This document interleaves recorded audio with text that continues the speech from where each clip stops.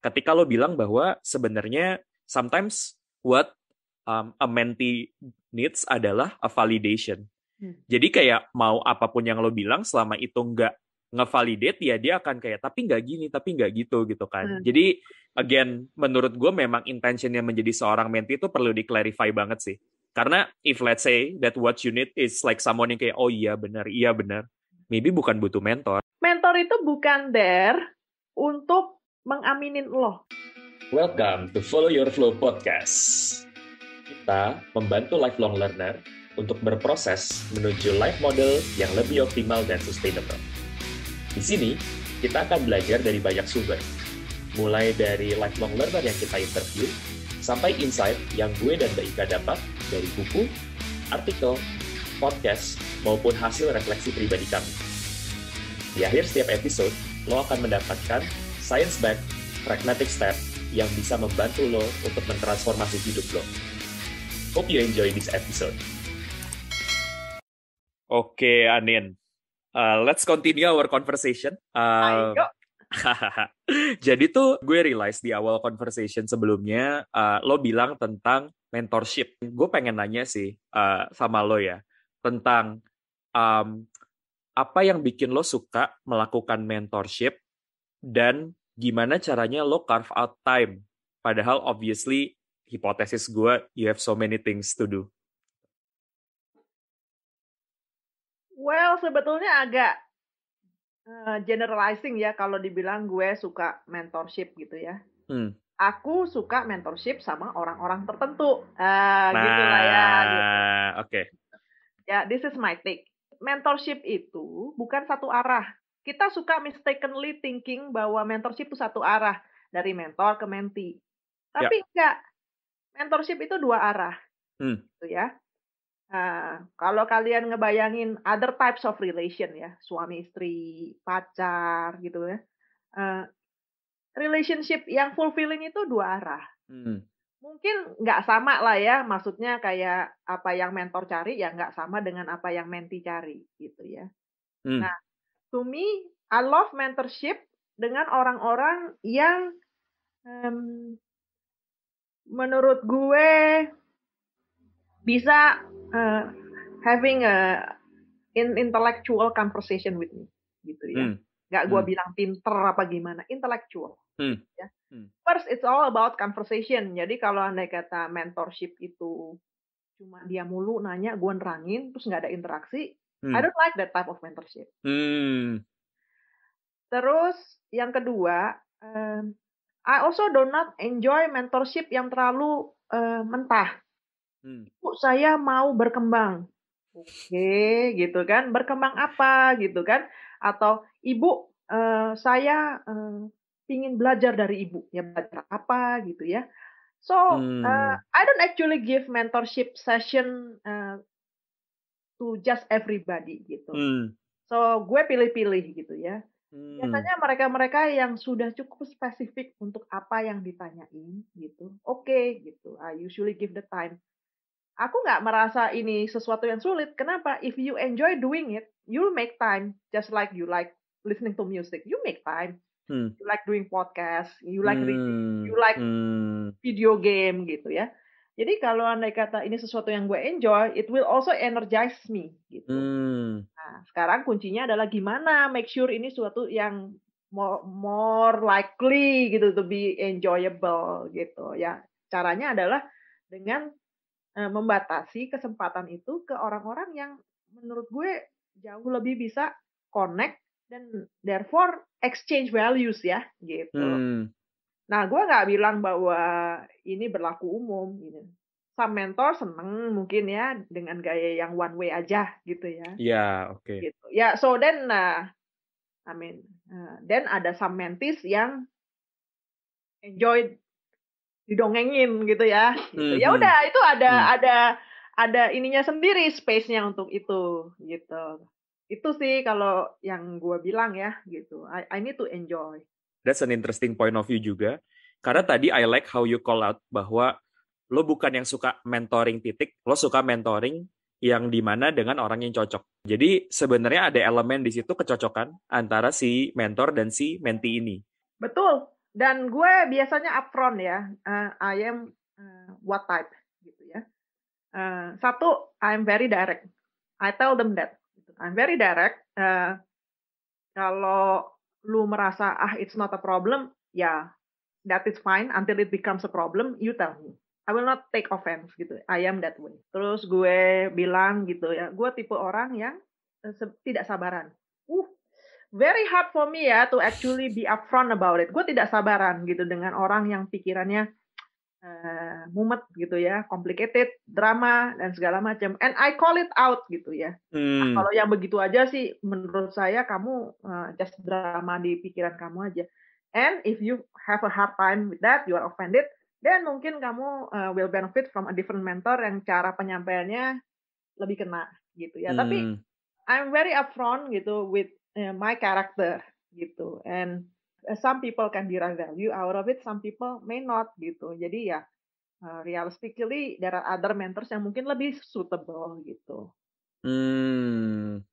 Nah, berarti kan sebenarnya kalau dari tadi yang lo bilang gitu kan, baik dari mentor dan mentee itu perlu mencari kecocokan apakah cara mentorshipnya itu sesuai ya. Karena kadang-kadang ya it's one way gitu. Misalnya kayak gue mau dimentor sama seseorang atau orang mau dimentor sama lo, tapi sebenarnya orang itu belum bisa earn waktu lo karena dia tidak memenuhi kriteria sebagai mentee yang lo suka to work with gitu kan.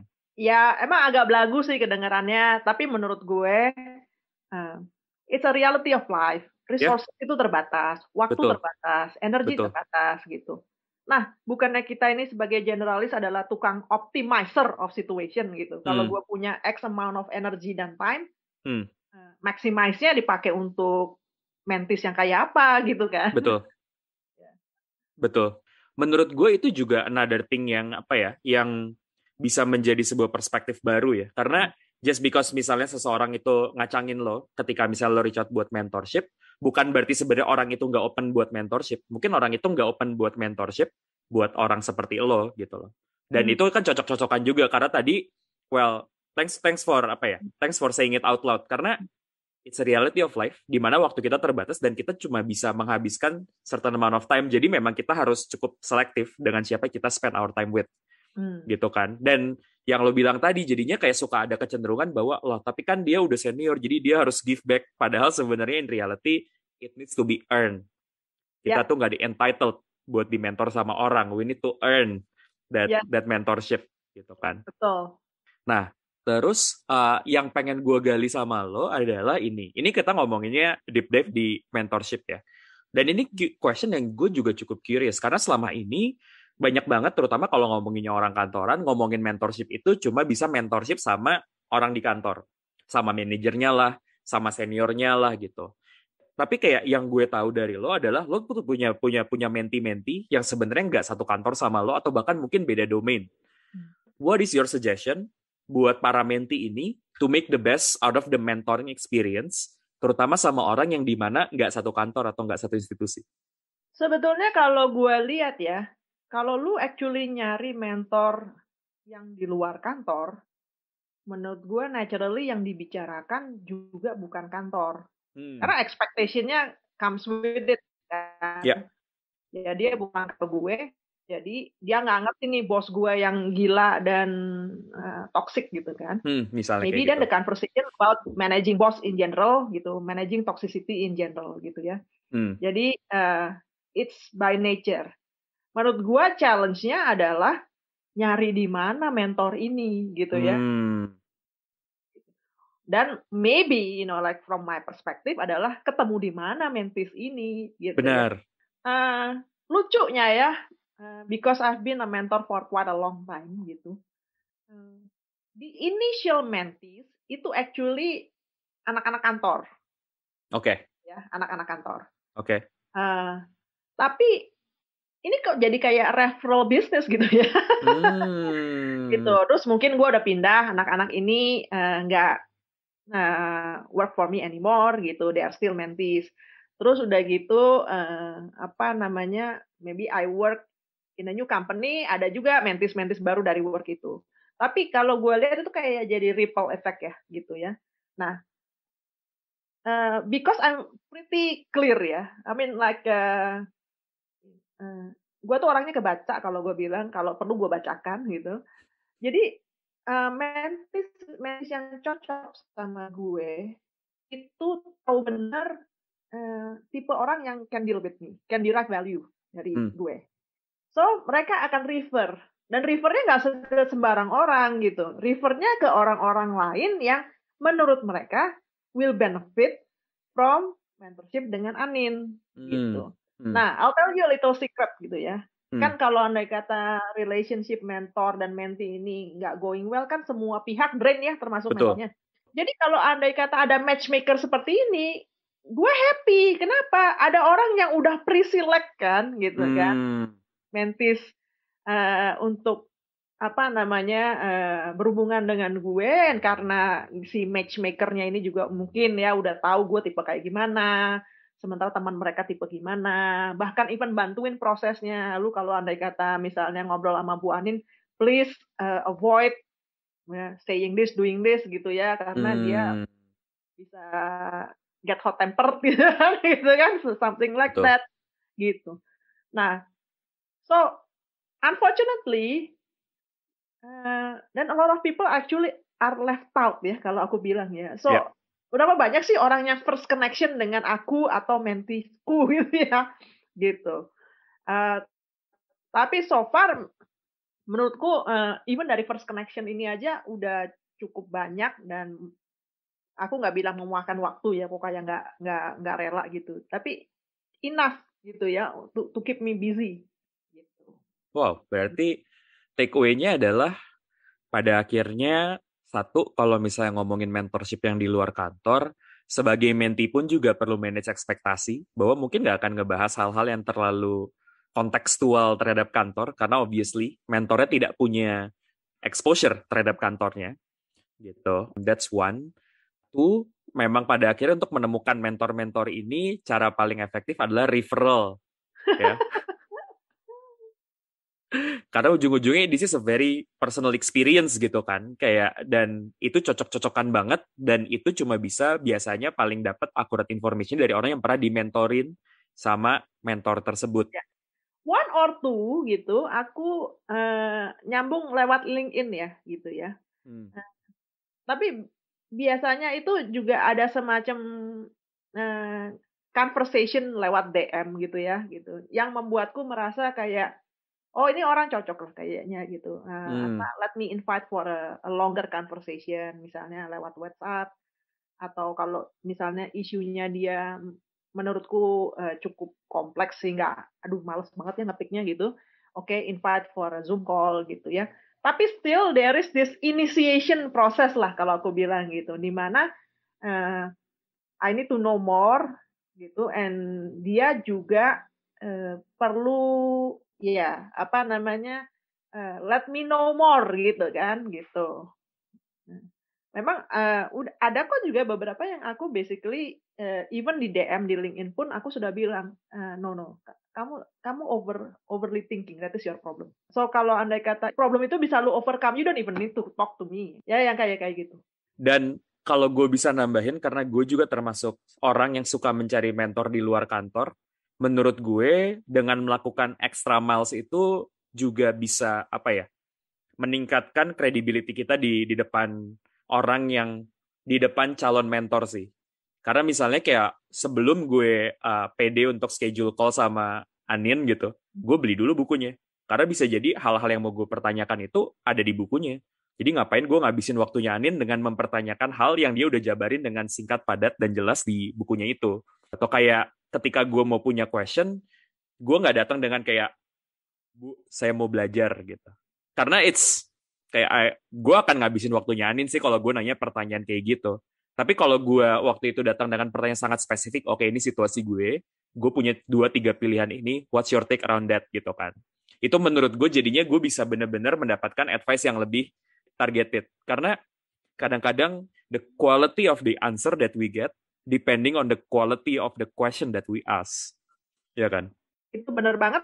Ada lagi nih yang gue bilang sesuatu yang menurut gue agak bikin gue meh gitu ya kalau dealing with mentees gitu. mentor itu bukan seseorang yang dare to validate your thinking. Jadi kalau andai kata you have a conversation dengan mentor, gitu, satu, kan lo ya yang nyari mentor, gitu, biasanya ya, gitu. Jadi kalau lu nyari mentor, mestinya the thinking adalah lu mencari seseorang yang bisa bantu lo, kasih lo advice, udah pernah mengalami hidup lebih panjang dari lo, ada pengalaman, dan sebagainya. Jadi kalau andai kata you have a conversation dengan mentor, dan apa yang dibilang sama mentornya itu semua di second guess, gitu, ya ngapain juga lu ngomong sama mentor, gitu. Ya kan? Paham. Jadi kalau menurut gue, lu sadar, lu mencari mentor, please give the benefit of the doubts. Bahwa dia punya feedback yang baik buat lo, bahwa dia udah pernah mengalaminya, gitu. Kalau apapun yang dibilang sama dia di-deny, oh enggak gitu, soalnya begini, pengalaman saya, ya, then you are actually not looking for a mentor. Yang kedua, mentor itu bukan there untuk mengaminin lo. Yes. Jadi aku suka speechless gitu ya kalau yang tadi yang pertama second guessing gitu kan. Dipertanyakan semua. Yang kedua nih tipe-tipe yang apapun aku bilang, dia akan bilang, "Udah kok, udah gue kerjain, udah dong." gitu. Nah, jadi yang ini nih kayak mengamini delusion-nya lu gitu ya, gitu. Think gitu ya, deeper gitu. Aku kasih contoh ya gitu. We were talking about financial security gitu ya. Nah, yang ngobrol sama aku tuh kayak gue udah secure. Well, mungkin definisinya beda kali ya gitu. Do you even understand gitu what is financial security gitu kan? Gitu. Nah, ini mungkin challenges-nya gue ya gitu. Gue rasanya tuh nggak bisa keluar dari mulut gue untuk mengatakan, ya Allah kamu baru segitu aja pede banget ya. Karena menurut gue sangat derogatory gitu ya. Iya betul. Gitu. I cannot sedarek-dareknya gue gitu ya. Tapi justru itu kayak draining kan, because you wanna say it but you don't want to gitu. You cannot ya gitu ya. Gitu kayak misalnya kalau lu familiar with Maslow hierarchy of needs gitu ya, gitu kan ada yang pertama tuh financial security, yang dua shelter apa-apa gitu sampai semua di yang paling atas tuh kayak self esteem gitu ya. So pas aku ngomong sama orang ini gitu kan, kamu emang ada di level yang mana? Dia menjawab dia udah hampir deket puncak gitu. Gue kagum nggak sih? Gue rasa gue belum sampai situ. Oke. Gitu. Jadi aku pikir semacam apa ya? Knowing where you are gitu ya, tahu tepatnya gitu. Itu juga penting ya. Kalau enggak soalnya capek kejar-kejaran yang satu di Mars, yang satu di Venus. Just untuk supaya kita bisa ngobrol enak aja gitu kayak struggling banget untuk mendekatkan dunianya gitu loh ya. Jadi kalau misalnya dapat mentee yang really totally out there gitu, itu menurut gue juga taxing gitu ya, capek. Got it. Kan ini almost kayak misalnya kita ngomong dua orang beda agama, terus mau ketemu di mana? Yang seru dari kayak conversation kita tentang ini gitu selama 2-3 menit terakhir adalah situasi-situasi di mana mentorship mungkin bukan jawaban yang paling tepat untuk membantu seseorang. Dan tadi kayak ada beberapa hal yang striking buat gue. Misalnya kayak pertama, ketika sebagai mentee, kita ini second guess. Second guess terus-terusan. Second guess nggak apa-apa sih, karena again, you also mention bahwa critical thinking itu penting gitu kan.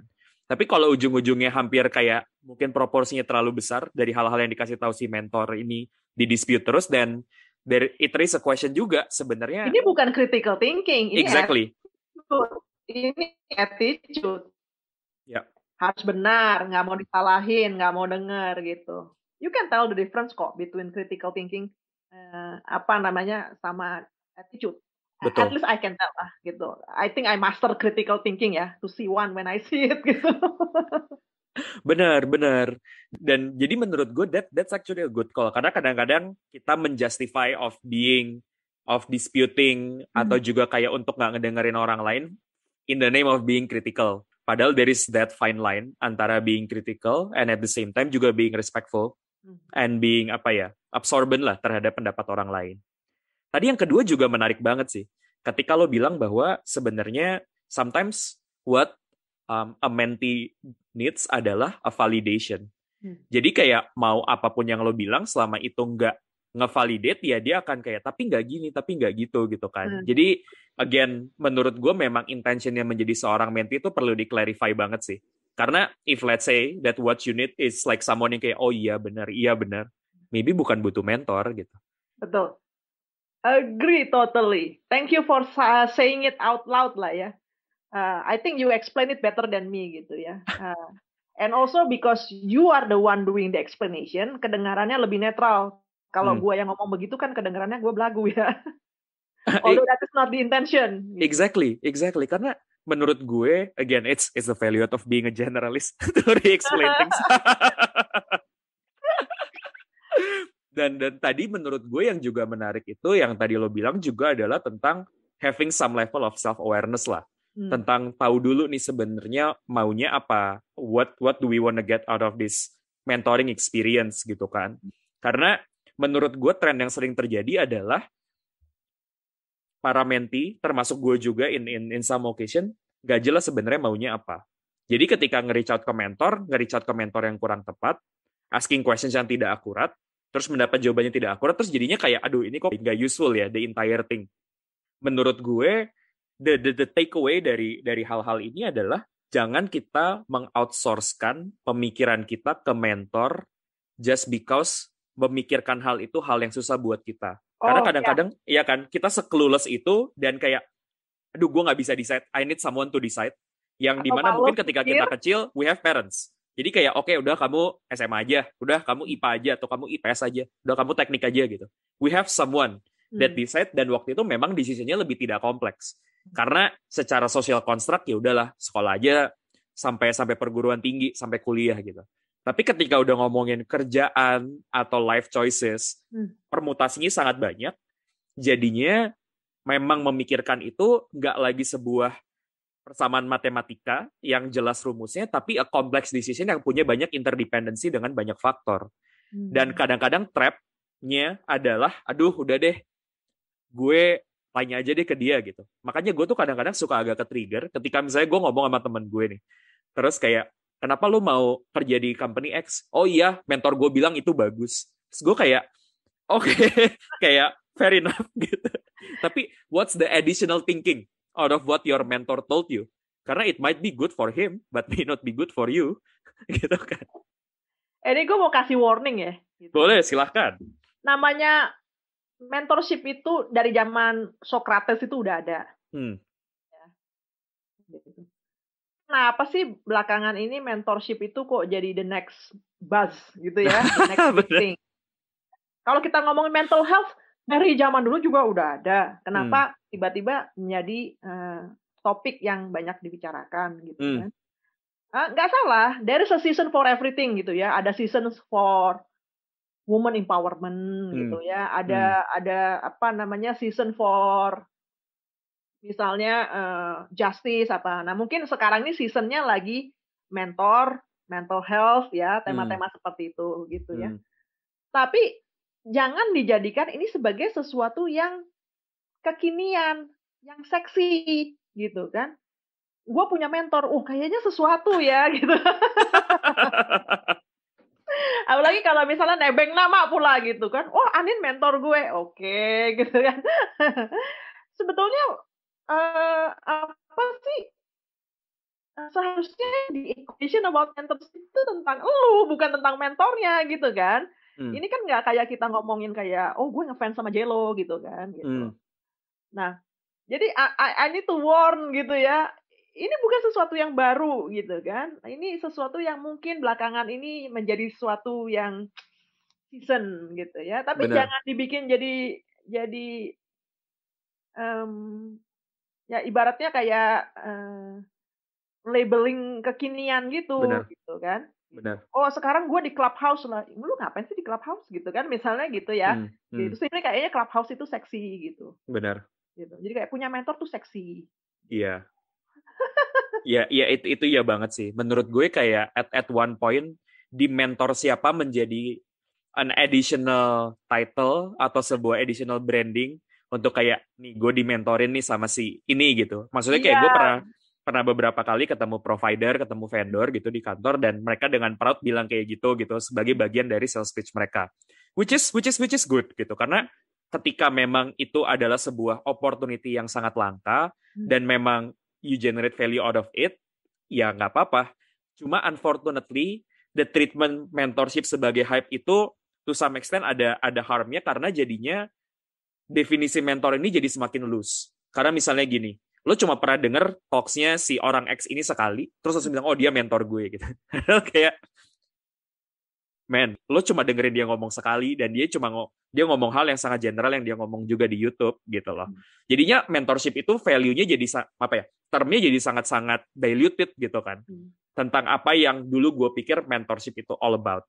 Ini gue kasih contoh. I have a mentor. Jadi even a mentor pun has a mentor. Or a few mentors ya. Tapi mentor gue yang main mentor gue sekarang has been my mentor for at least 15 years. Gitu. Kayaknya nggak pernah tuh gue kayak menjual namanya apa namanya. I don't think gue nggak pernah tulis di LinkedIn juga this particular person gitu ya. Tapi I'm looking forward to the conversation with him dan dia juga punya interest gitu sama gue. Jadi kalau misalnya gue udah 2 minggu sebulan nggak ada suara, dia kayak hey apa namanya lu lagi ngapain, progresnya kemarin kita ngomong sampai di mana, what's your update gitu. Dia punya interest. Interesting. Speaking of mentorship gitu ya, gue sebenarnya pengen agak shift gear juga karena gue pengen minta advice lo nih. Anggaplah gue adalah mentee lo gitu kan, dan gue pengen tahu juga karena gue terintrik beberapa waktu yang lalu itu, gue kan sempet nge-post di LinkedIn intinya tentang setting up resolution gitu. Terus lo komen di situ dan gue intrik banget sama komen lo karena intinya kayak gini. Gue ini tipenya kan planner banget ya. Jadi kayak oke, gue punya resolusi nih tahun ini gue mau gini. Sedangkan lo punya approach yang berbeda di mana lo bilang lo punya bucket list di mana kayak ya udah ada bucket list untuk kayak short, medium and long term. Terus ya udah nanti ketika ada opportunity-nya lo assess. Nah, sebagai orang yang mungkin belum jadi super generalis seperti lo gitu, tapi agak-agak generalis karena doing here and there gitu. What's your framework untuk meng-assess opportunity yang datang? Oh, gini, actually the way I do it is very generalist ya. Jadi mungkin kalau kita ngomongin tentang jadi project manager, outcome tuh bisa macam-macam. Ya. Yeah. Gitu kan? Gitu. In fact mungkin gue tipe orang yang sudah mengakui that there is a lot of things that is out of our control. I just make the best out of a situation. Gitu ya. Nah, mungkin kalau yang tipe-tipe planner seperti kamu, gue juga planner, tapi mungkin kamu lebih planner ya kalau gitu. Tipe-tipe planner itu tipe-tipe yang berpikir bahwa they have control. Gitu. So this is what I want to do, by this time gitu kan. Gitu.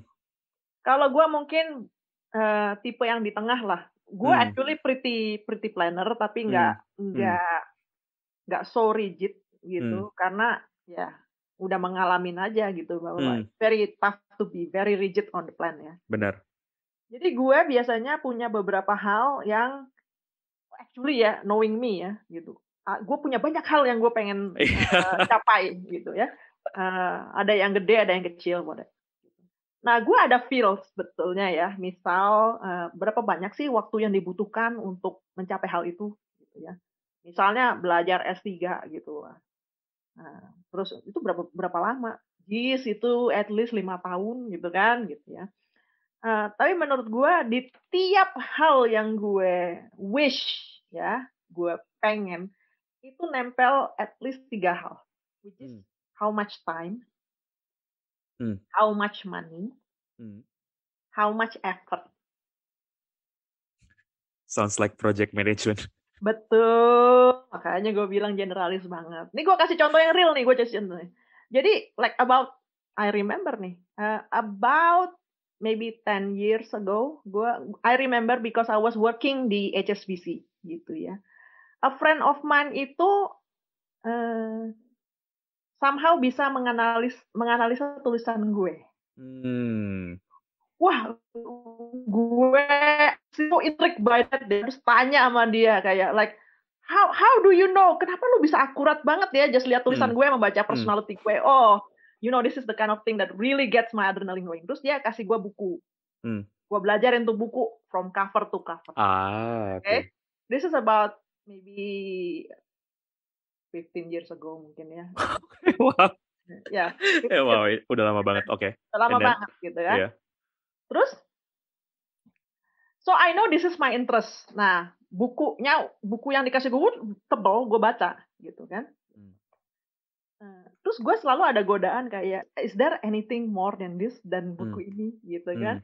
Dan itu selalu ada di bucket gue gitu kayak, I want to know more about this gitu. 15 tahun kemudian, fast forward, which is last week gitu, or 2 weeks before lah ya gitu. Satu, gue dalam kondisi di mana gue work from home. Gitu. Bukannya nyantai ya work from home, tapi for sure kalau gue work from home, gue tuh actually saving at least 4 hours a day karena gue nggak commute. Yeah. Rumah gue di Karawaci, kantor gue di Kuningan, itu biasanya 2 jam each way. Oke. Tanpa gue commute, gue punya 4 jam ekstra. Terus ada course grafologi online. Online-nya kapan? Malam. Wah, which is good. Karena di luar jam kerja. Terus yang kedua, intensif. Gitu. Karena, ya gue nggak kebayang ya kalau misalnya ini course-nya tuh kayak once every week gitu, gue nggak bisa bayangin like 6 minggu dari sekarang tuh jadwal gue gimana. Tapi kalau dia compacted in like 6 meeting in a week, I have good visibility this week gimana. Gitu kan. Zoom. Jadi gue nggak harus pergi kemana-mana. Last one, diskon. Oh, wow. Banyak banget ya pull factor. Yes. Jadinya gue tinggal ikut ujian sekarang. Tapi I finish the class. By the way, it's a beginner class lah ya gitu. Jadi jangan kayak sesuatu yang gimana gitu. Tapi ini contohnya seperti itu gitu. Jadi gue punya banyak hal. Nah kalau lu lihat gue orangnya curious. Jadi banyak hal itu sebenarnya curiosity gitu ya. Tahu ini pengen tahu gitu kan. Nah kebetulan time-nya cocok, money-nya cocok gitu kan. Effortnya cocok gitu. Itu udah how. Nah tapi mungkin ya ini disclaimer. Bedanya lu sama gue, probably salah satunya umur gitu ya. Tapi umur itu juga biasanya berpengaruh ke achievement in a way that I have achieved quite big blocks in my life, gitu ya. Gitu. Jadi bukan sesuatu yang mungkin harus gue plan lebih terperinci gitu. Gitu. Mungkin I have that luxury gitu ya, gitu. Can ya be. Kan? Kalau andai kata misalnya I were at your age gitu, mungkin gue masih punya banyak big blocks ya. Pengen misalnya ambil master degree. Wah itu ya nggak bisa pendekatannya ala gue gitu ya. Tiba-tiba ada ini, ada itu. Gitu. Tapi in some cases bisa juga tiba-tiba dapat beasiswa. Bisa jadi. Gitu kan. Terus atau mungkin lo pengen bekerja di suatu institusi global gitu. Itu memang butuh menurut gua follow through yang bukan hanya plan ya, tapi follow through to the plan yang kuat rigid gitu. Got it. That is the difference. Gitu. Got it, paham. Even tadi dari advice lo aja, and thanks for highlighting that gitu loh. Karena menurut gue kadang-kadang yang juga membuat orang itu turn off sama sebuah advice adalah, well, tapi itu kan konteksnya beda banget sama konteks gue. Tapi ketika kita mau mikir sedikit lebih banyak adalah, wait, oke, kayaknya untuk hal tertentu advice-nya relevan, untuk hal tertentu advice-nya tidak relevan. Dan itu bagian dari kita sebagai mentee pun juga jadi punya independent thinking gitu kan. Yes. Jadi ya udah dengar dulu aja, terus kayak oh ya, that's true.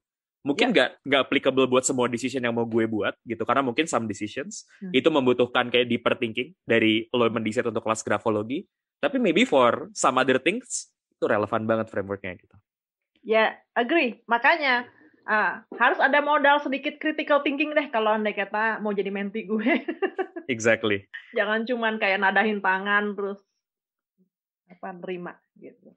Got it. Wow. Thanks for that suggestion. Maybe final question as we wrap up gitu. Gue memang selalu penasaran untuk nanya pertanyaan ini buat orang-orang. So this one is meant to be short aja gitu. The first question adalah, what do you enjoy most about your work? Oh, don't be surprised. Gue udah define it. Yes. And I use it, as a major consideration when I'm choosing my job. What makes me very happy at work is actually working with competent people to achieve collective goal. Jadi goalnya is bigger than my goal.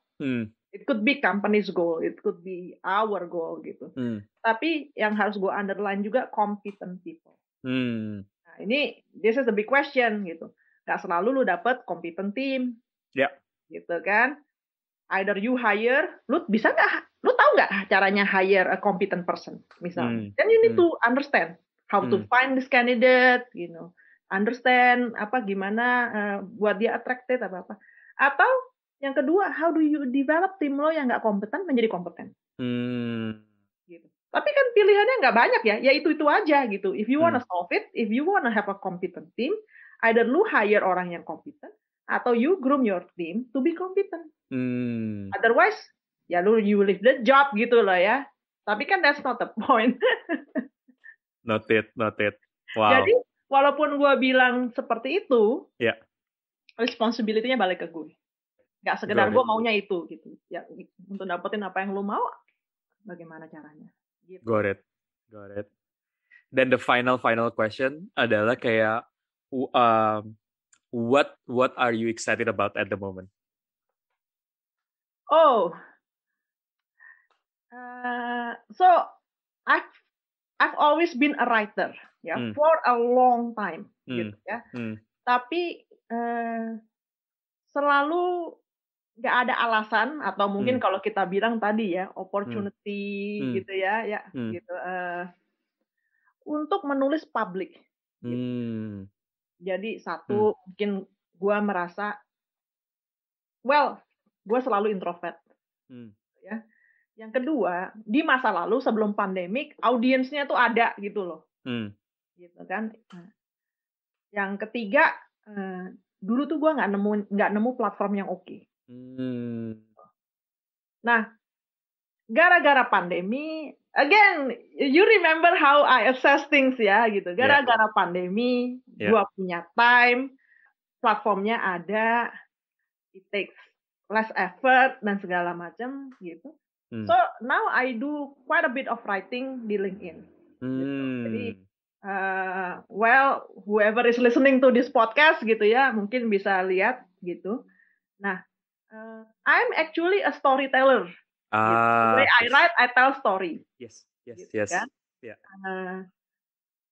Jadi gue just in this podcast aja gue kayaknya banyak story gitu ya. Nah gue sekarang menemukan outlet yang oke gitu untuk nulis. I'm not so into being viral about gitu. Tapi the satisfaction of telling my version of the story itu menurut gue very great. Gitu ya. So I'm pretty happy about that. Right now it gets me excited. Tapi at the same time ya, gue juga consciously membatasi untuk nggak kayak tiap ada pikiran apa nulis gitu ya. Ada saturation point lah ya gitu. Jadi aku pikir ya seminggu sekali 2 kali cukup lah gitu ya. I mean like I don't think it is also exciting to see in your wall gitu tiap kali tulisan gue gitu ya. So although that's what I see. Tapi lu nggak banyak orang yang masuk ke wall lu ya, masa gue mulu gitu. bisa jadi. Tapi kayak tadi kayak kalau gue nambahin ke yang Anin bilang, I would highly recommend untuk kayak connect sama Anin di LinkedIn gitu, dan juga baca post-postnya, karena menurut gue gini, mungkin di beberapa postnya itu secara filosofi hal yang mungkin semua orang udah tahu lah, atau banyak orang udah tahu gitu. Tapi menurut gue Anin itu memberikan color dari story-nya, karena dia cerita tentang pengalaman dia berada di situasi seperti itu. Gitu. Jadi silahkan dikunjungi aja LinkedIn profilnya. Nanti gue kasih linknya juga di podcast ini. Jadi kalau mau yang connect bisa ke sana. Nih, sering kali ya kalau aku boleh go back to what your statement is. sesuatu yang common sense tuh seringkali kok nggak jadi common lagi ya, kok jadi uncommon gitu. Nah, itu yang menarik dibicarakan gitu kan. Exactly. Anyway, thank you so much, Anin, for your time. It's been like a very enjoyable conversation. Good talking to you. Okay, we need to do something together. Yes, again. Let's do that. Let's do that. Yep. Bye for now. Bye for now. Thank you banget ya udah dengerin episode kita kali ini. Kalau lo suka sama konten ini dan merasa kalau lebih banyak orang perlu mendengarnya, please share this to your network. Karena itu akan membantu mereka untuk menemukan konten ini dan mentransformasi hidup mereka. Jangan lupa juga untuk follow kita di Instagram, karena setiap harinya kita akan post bite-size content untuk merefresh apa yang teman-teman sudah pelajari di podcast ini. Check out our Instagram @followyourflow.id. Terakhir, ada free course di website kita, yaitu tentang setting up your minimum viable priority, di mana lo bisa memahami prioritas hidup lo dan cara yang lebih konkret untuk mencapainya. Yuk, dapatkan akses di course-nya dengan check out our website di www.followyourflow.id. Thank you banget ya